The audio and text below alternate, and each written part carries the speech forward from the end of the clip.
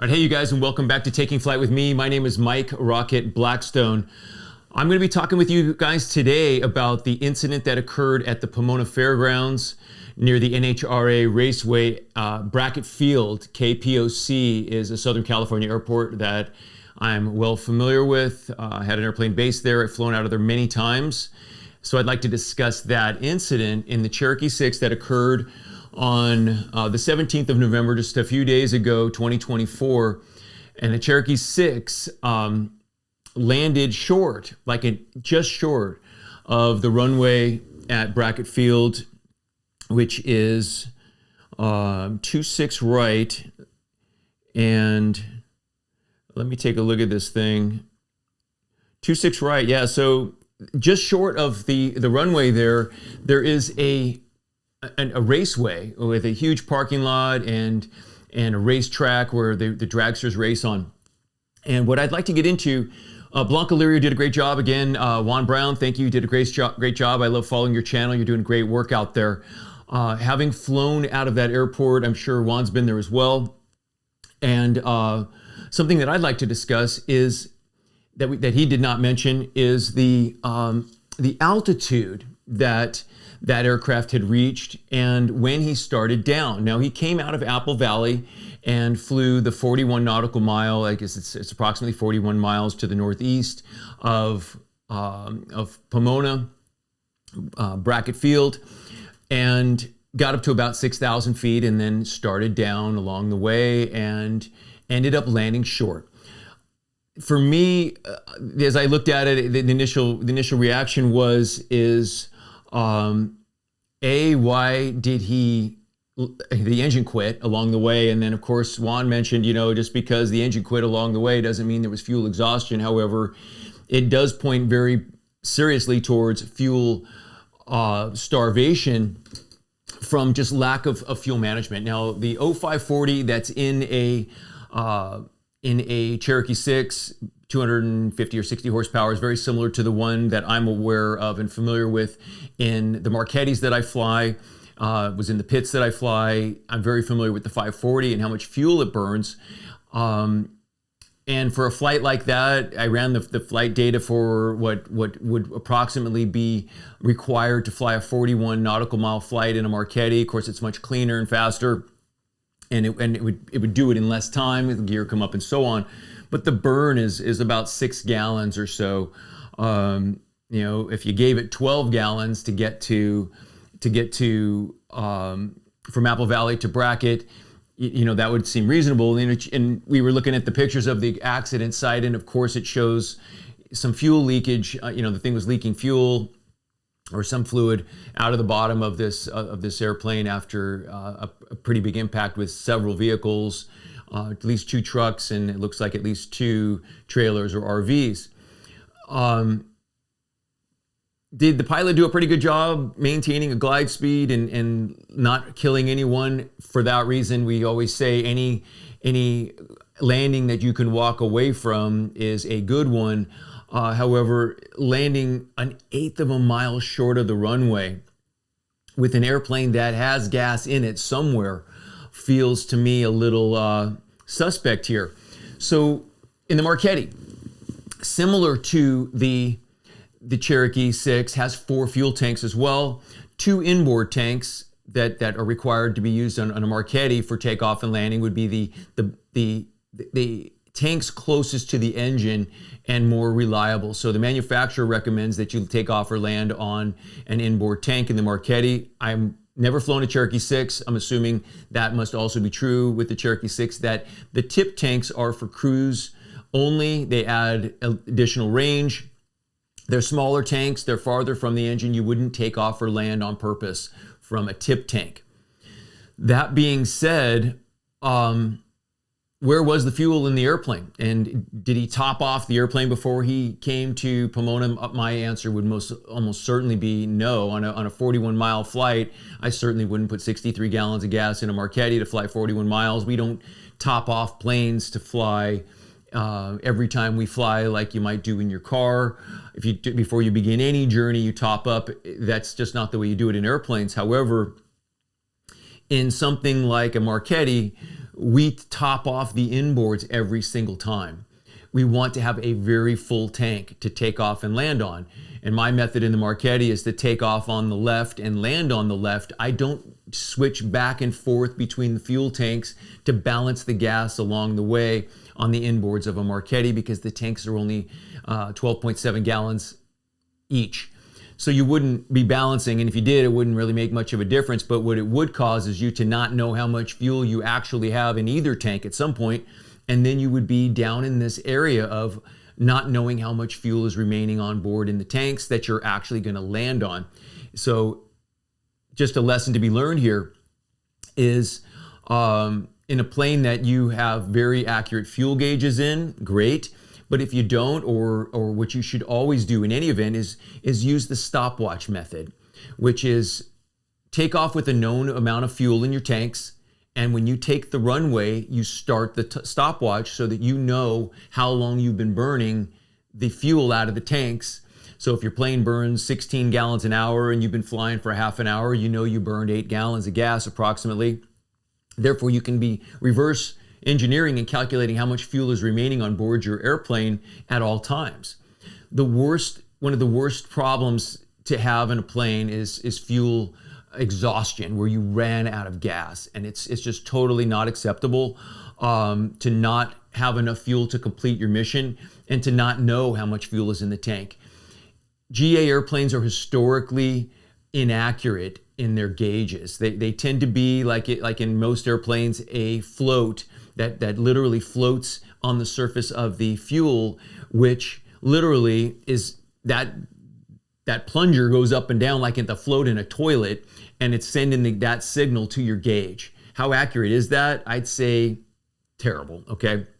So really, it's only accurate when it's totally full and when it's totally empty. All those intermediate fuel values are essentially a guess, an approximation. What really tells me how much fuel I have in my tank is how long have I been in the air and how many gallons per hour have I been burning on average. So in a Marchetti, it's 16 gallons an hour is what I can burn, and sometimes it's 14 or 15 gallons an hour if I've leaned it out and I'm at altitude. But I'm planning for 16 gallons an hour throughout my regime, so I can know how many gallons of fuel I have in the tank at any given moment. Now, the next question is was there fuel in the airplane, and did it have any fuel in the tank that it was on when it crashed? The engine was out. When it was gliding in at its best glide speed in the Marchetti, that's 90 knots. So about 105 miles an hour, a Marchetti is going to glide. Can I extend my glide a little bit by leaving the wheels up for a little longer? I think Juan was hinting at that. Well, if the wheels are able to stay up, we could have possibly made the airport if we could have held the gear up longer and then put them down later and landed at Brackett at the airport. You're only an eighth of a mile short. But the Cherokee 6 has fixed gear, so that's not an option. Flaps appeared to be, from the photos that I saw, it appeared to be half, like a 15 or 20 degree of flap. And they were where they were. The suspect part in this incident is not the flap position and not the fact that he landed flat and away from people. That part he did well on. He did a good job there. The part that I'm going to touch on here is the part that seems to be the airmanship portion, the decision making of this. When should you start down to an airport? And you certainly don't want to fly over the top of your airport at cruise altitude. So he got up to 6,000 feet. Should he fly all the way to Pomona Airport and be at 6,000 feet over the airport? And the answer is no. Therefore, that begs the question, when should you begin your descent? And a normal, now in the airline world, 3-degree glide gives us a very simple equation. And it's the 3 times the altitude rule. And what this is a way for you to know when to start down so that you can begin a normal descent glide and actually make a landing if you went from where you are direct to the airport and didn't have to do a radical shit hot maneuver to get down. you can just make a normal glide, okay? So in the airline world and in my GA world, and what my dad taught me when I was flying was use the 3 times the altitude method. And I've used this every day on every flight, so you should write this one down. 3 times the altitude means you take your altitude, say in his case, 6,000. So let's take the 6 and then multiply that times 3, that's 18, okay? 18 nautical miles away, you should begin the descent. And at what rate of descent should you start down? Does that mean at 18 miles you push over and just go bombing down and then fly the rest of the flight in at pattern altitude? Or is it a very, very gentle descent to come down at a nominal rate of descent that won't break everybody's eardrums in a non-pressurized airplane and allow you to be in a position to land when you get there? So that's what we were taught in training. That's what my dad taught me. The rate of descent is half the ground speed. So if your plane's motoring along and you're flying along in your biplane and you're doing 100 knots, you would start down 100, half of the ground speed. So 100 knots of ground speed is 50 and then add a 0. So 500 feet per minute rate of descent will give you a nominal rate of descent from a distance of, in this case, of 18 miles. And at 500 feet per minute rate of descent, you'll end up on a nice 3-degree glide all the way to the airport, assuming you're just on a nice long straight in, okay? But he was kind of coming in along the foothills, and then it was kind of a left turn in for a right base entry, and managed to lose the engine somewhere during that last 3 miles or so, okay?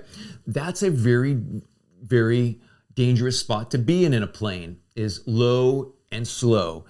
And once you get down there, so now you're at pattern altitude, from the flight aware data that I see, and it could be slightly inaccurate, but let's just say it's totally accurate. It says that they were down at the pattern altitude of 2,100 feet, approximately 13 nautical miles from the field.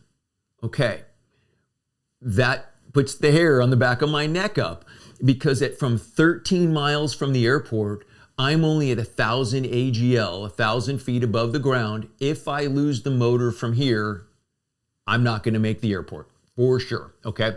So what's the hurry to hustle down in a single engine piston airplane with a skosh amount of gas? You can't tell me that these guys didn't know that this thing was low on fuel, didn't know how much was in each tank, figured it had about hopefully enough to make it there. At some point, the fuel situation must have crossed their mind.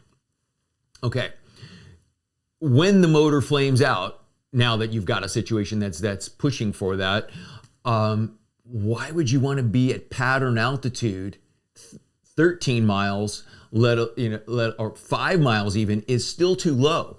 Because if I'm 3 to 5 miles from the airport at 1,000 feet from the airport, and I close the throttle in my Marchetti, and I slow to 90 knots, and I maintain 90 all the way to the crash site, as Juan says, the airplane is going to now be on its best glide speed, and you're going to configure as late as possible, maybe squeezing a little bit of flap out, and as you clear the fence or just prior to clearing the fence, gear down and get the gear to swing and put this thing down on the runway.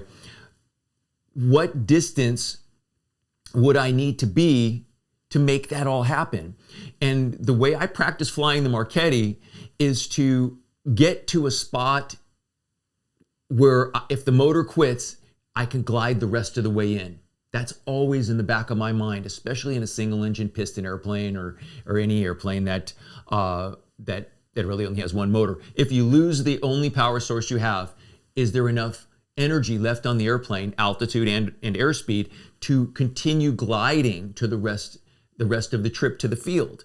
So landing 1/8 of a mile short means you were too low way back there, right? So what I think should have happened in this case was he should have flew higher all the way in, configure later, so that if you close the throttle or turn off the fuel, in this case, the fuel actually shut off at some point because the engine was windmilling, can you still glide to the airport?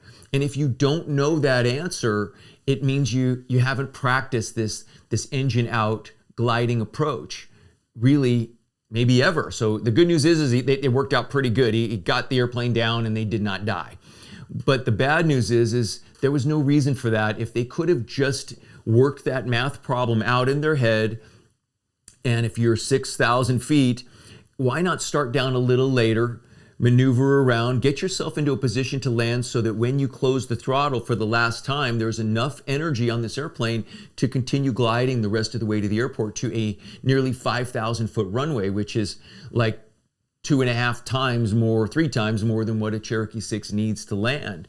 So it doesn't need to do this low, get down low and slow. I see this a lot in little planes, like this desire to get down low and then drag it in. I don't understand that. And if you've ever seen an airplane land short, which I've seen, at my old airport, Fullerton Airport, planes land short. Like they get low and dragging it in, and if they get the mixture set wrong or they pull the mixture instead of the throttle and kill the motor, they are too low to make the airport now. So don't get into that habit of just getting down low and driving it in. It doesn't work in a tail dragger or in a low wing airplane or Cherokee 6 that doesn't glide very well, and I'm sure it doesn't go more than a couple of miles from 1,000 feet. I'd be surprised if it can glide 2 miles, really, even with flaps all the way up in best glide speed. 2.5 miles max from 1,000 feet. So therefore, if you reach 1,000 feet prior to 3 miles, why not do that nice constant rate of descent like they make us do going into London Heathrow, a nice gentle descent, flying slightly high all the way in so that you don't ever have to come back up on the power a lot. That's the whole point that we do it in Heathrow, is to keep the noise level down. But the reality of it is that's very efficient to not go diving and driving and get down low and the flaps are out and gears down and power comes up. Now we're motoring along, making a lot of noise with all this flap and gear out. In the jet, it doesn't matter as much. If we lose an engine, we can still make it on one engine. But in a piston airplane or a single engine airplane, if you're doing that method, if you lose the motor, you're not going to make the airport. All right, so with that, hopefully you guys have gotten a little bit of knowledge out of this this terrible experience that happened out at Pomona. Hats off to those guys for not killing anyone out there. But please, the fly higher, make the glide work so that if you do lose the motor, you can make the airport and not have to do another shit hot maneuver to make up for this piss poor headwork and land short. You want to always give yourself the most numbers of options, and I think that will help you in this particular case. So hopefully that helped you, and I will see you guys in the next episode. If you like what you see, please subscribe, like, please put comments down there if I got something screwball. If I got it right, feel free to make a comment as well. I appreciate the encouragement, and we'll see you guys in the next episode.